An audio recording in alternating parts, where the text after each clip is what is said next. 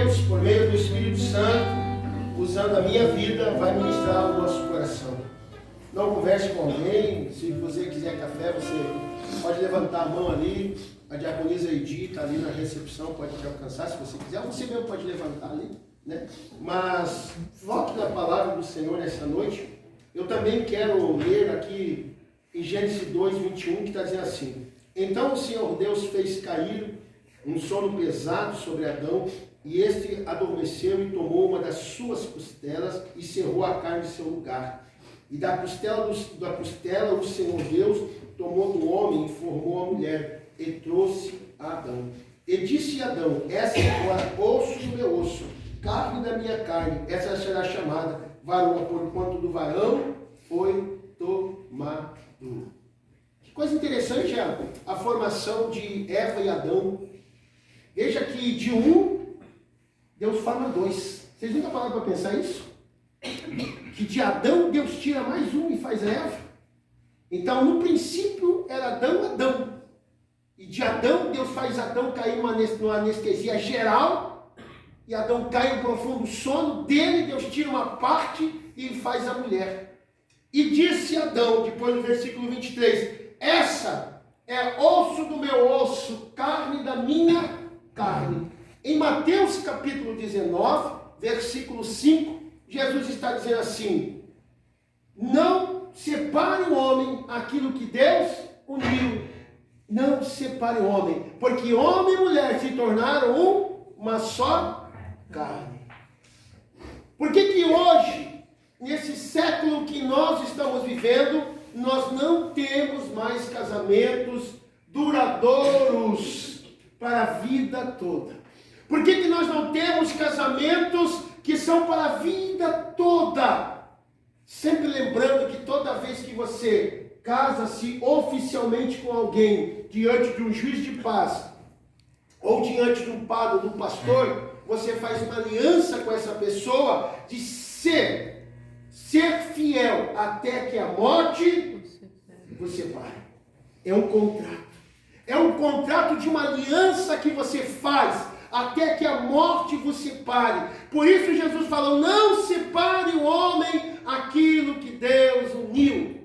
O casamento é um contrato duradouro para a vida inteira. E eu quero parar aqui para dar um stop. Que o casamento é um contrato para a vida. Diga assim: o casamento é um contrato para a vida toda. Por isso, querido, quando a gente resolve casar, não se separa. Casamento não foi instituído por Deus para separação. A não ser em caso de adultério, mas cabe o perdão. A não ser em caso de violência doméstica contínua, onde a mulher, tanto o homem, estão sofrendo risco de perder a vida. Mas em outros casos contrários, não se separa. A não ser que a morte seja a maior causadora da separação entre um homem e uma mulher, porque ambos são um. E as pessoas não pararam para pensar que quando há uma separação, há uma ruptura que não pode haver. Porque toda ruptura, quando colada uma vez, arranca pedaços. Se você colar um papel, você consegue descolar um papel sem danificar ele? Quem consegue colar um papel e descolar ele sem rasgar? Há rasgamento. A separação de um papel colado um no outro, ou você consegue até descolar, mas você vai ver que vai causar danos. Toda separação entre um homem e uma mulher causa um dano no meio da família. Causa ou não causa? E não existe ex-sogra e nem existe ex-sogro. Nem existe ex-cunhado e nem ex-cunhada.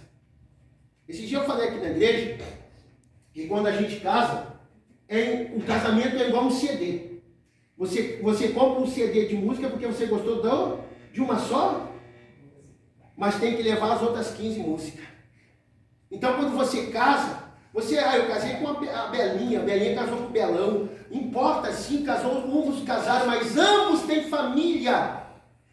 Ele casou com a Belinha, mas ele vai ter que trazer para o convívio os demais familiares da Belinha, a Belinha também. Por isso, a nora não pode dizer assim: eu não gosto da minha sogra, eu não gosto do meu sogro. Por isso hoje eu quero falar que ambos são diferentes. Homem e mulher são tão diferentes. Por que homem e mulher são tão diferentes?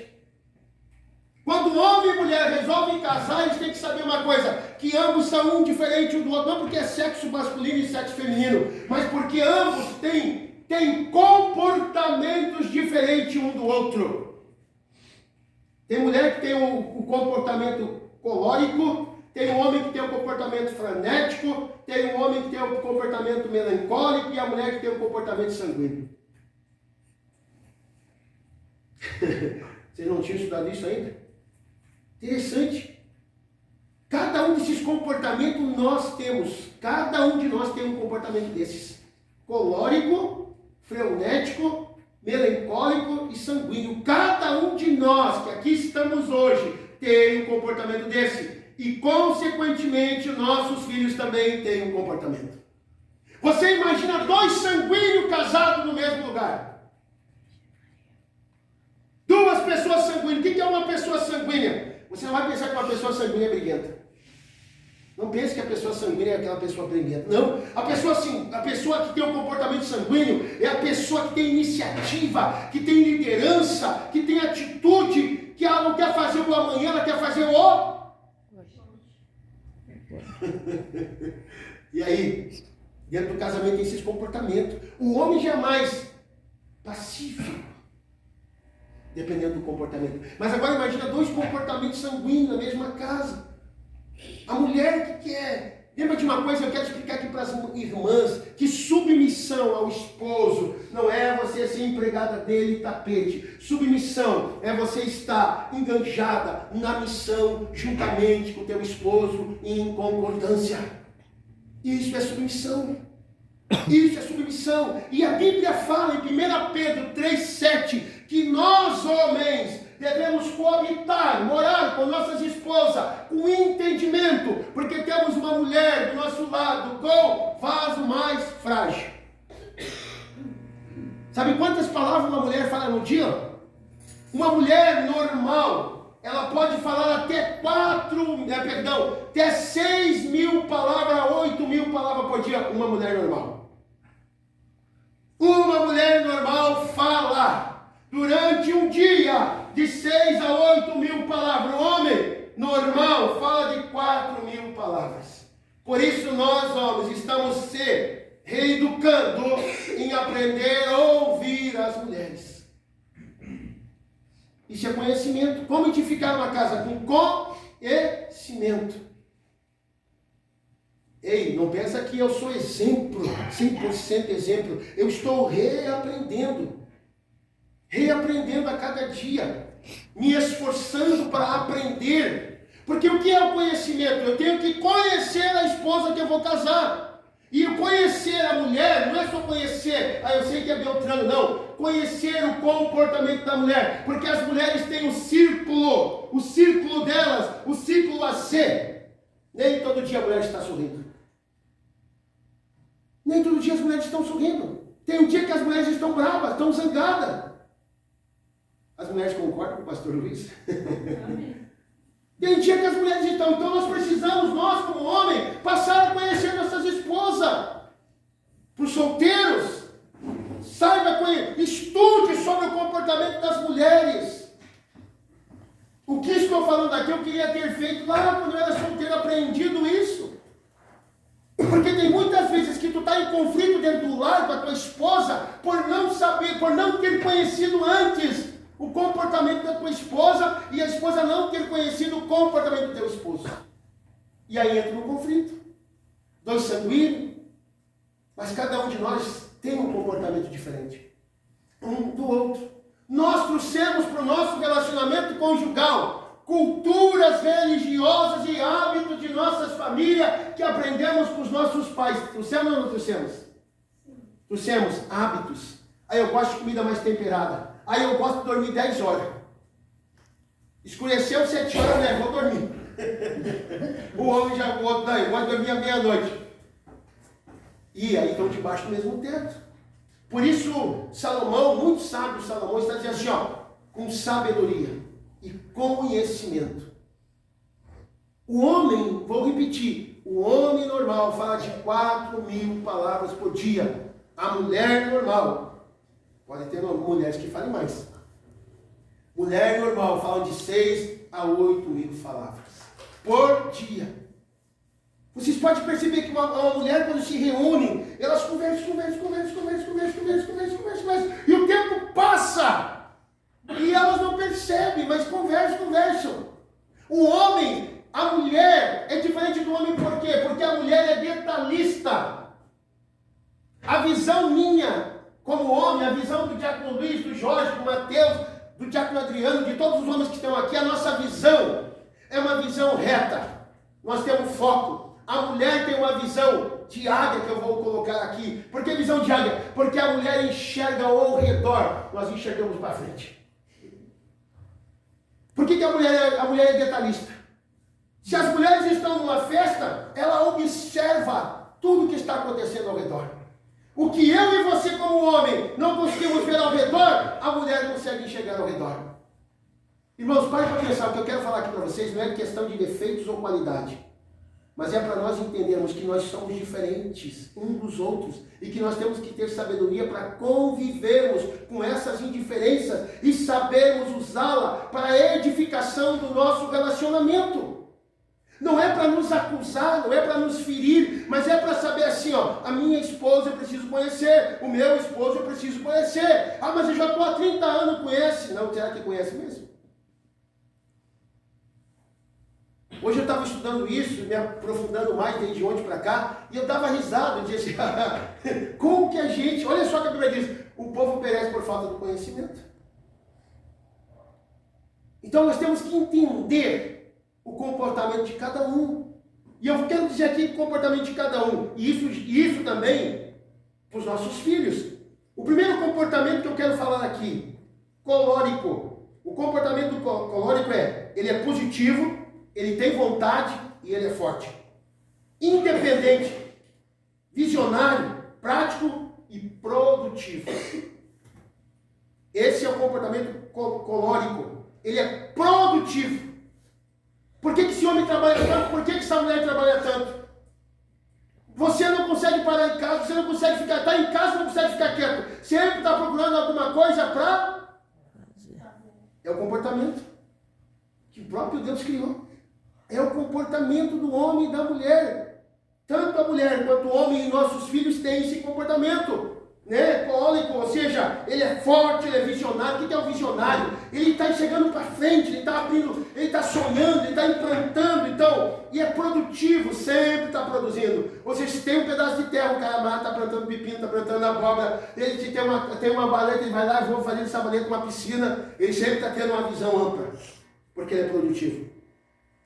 Comportamento sanguíneo. Conheça teu filho. Talvez a tua filha tenha esse comportamento colórico ou sanguíneo. O que é um sanguíneo? São aqueles que contagiam.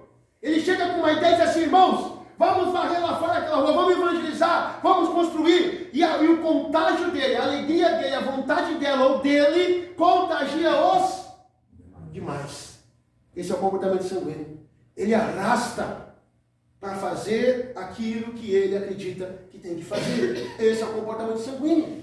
Por isso que muitas mulheres entram em conflito com seus esposos, e esposo entra em conflito com suas esposas ou filhos, por não sabermos ou não conhecermos o comportamento de cada um de nós. Ah, essa mulher é muito parada, ah, esse homem não tem iniciativa. Estude o comportamento do teu esposo. Quem está entendendo? Dá glória a Deus aí. Glória a Deus. Amém? Amém? Estude o comportamento do teu esposo, não é que ele seja parado, não é que ela seja parada, é o comportamento de cada um. O filho, vou para o terceiro comportamento, é o frenético. Ele tem constância, é dócil, é pacífico e sonhador. Aí você olha para o teu filho assim, mas esse menino só passa sonhando, essa menina só passa sonhando. Olha o comportamento. Isso foi Deus que criou, querida. Conheça a tua esposa, conheça teu esposo, conheça teus filhos e tua filha. Minha filha, como é que tu sonha tanto? É o comportamento. É o comportamento da filha, é o comportamento do filho, é o comportamento do esposo, da esposa. Ela está ali, está sonhando. está sonhando e implantando esse sonho para que outros acreditem, sonhem também e coloquem em prática. Aleluia! Glória a Deus! É dócil, aquela pessoa dócil, aquela pessoa pacífica e sonhadora. Esse é o comportamento frenético. Aquela pessoa que é dócil em tratar com todo mundo, é pacífica, ela nunca faz guerra. Nunca faz guerra. Sempre está buscando a paz. E sonhador, e sonhadora. E sonhador, e sonhadora. Agora o quarto, melancólico. Talvez pela palavra você vai dizer, mas essa mulher é melancólica, esse homem é melancólico, esse menino é melancólico. Não, olha o comportamento aqui que diz o cientista. Estudioso. Esse menino não quer mais nada, só passa lendo e estudando. Não atrapalhe teu filho, querido. Apoie ele, apoie ela. Se ele é estudioso, é o comportamento dele melancólico, ele é estudioso, é aplicado, é extrovertido, ainda que pode ter um pouco de timidez, mas é estudioso. Sabe aquela menina que gosta de ler? Ah, mas você não sai, meu filho, só passa estudando. É o comportamento que Deus criou. Deus criou dessa forma. É extrovertido, pode ter um pouco de organizado. Quantas vezes dá conflito familiar por falta do conhecimento? O menino que chega em casa e larga o sapato em qualquer lugar e a meia. E a menina que já tem aquele comportamento melancólico. O que é o comportamento melancólico? É organizada. Ou ele é organizado. Ah, sapato no seu lugar, meia suja no seu lugar. Mas mulher que é doentia por limpeza, não, é o comportamento. É o comportamento de cada um, querido. Lembra de uma coisa, você que é solteiro aqui, conheça a pessoa que você vai se relacionar e vai casar daqui para frente. E nós que estamos casados, estudarmos mais o comportamento do esposo e da esposa e observarmos os nossos filhos e ver cada um desses comportamentos que eu estou falando. Ver. Eu estava lendo e vendo assim, cada um dos nossos filhos que eu e minha esposa temos, cada um deles tem um comportamento diferente, porque eles não têm o mesmo comportamento. Eles não têm o mesmo comportamento, cada um deles tem um comportamento diferente. Olha só o melancólico, organizadíssimo. Camiseta, calça, cueca, meia, calçado no seu devido lugar. E o cara que é meio sanguíneo, a mulher que é meio sanguínea. Sapato em qualquer lugar, meia em qualquer lugar. Não vai dar confusão? Para quem é organizado? Para quem gosta de organização. Isso não é ser chato, isso não é ser careta, é o comportamento que Deus deu para que cada um de nós possamos saber conviver e vivermos em harmonia, vivermos em uma boa harmonia de paz, vivermos em uma harmonia de organização, para que a bênção de Deus suceda sobre todos nós. Organizado, melancólico e dedicado. Estudioso, extrovertido, apesar de ser pouco tímido, organizado e dedicado. Mas minha esposa, como tu te dedica tanto? Meu filho, como tu te dedica tanto? Minha filha, é o comportamento que o próprio Deus criou para cada um de nós. Se nós pegarmos um exemplo bíblico de Josué e Moisés, Moisés era um homem totalmente líder pacífico. Moisés era pacífico, conselheiro.